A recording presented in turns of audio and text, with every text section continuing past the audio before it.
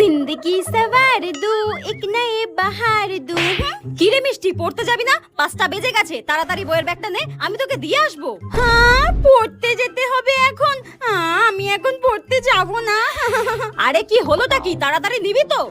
মা, আমার না খুব পেটে ব্যথা করছে মা, আমি আজকে পড়তে যাব না। কি পেটে ব্যথা করছে। হ্যাঁ, পেটে ব্যথা করছে? হঠাৎ পেটে ব্যথা করছে কেন আবার? আচ্ছা ঠিক আছে ঠিক আছে, তোকে আর আজকে পড়তে যেতে হবে না।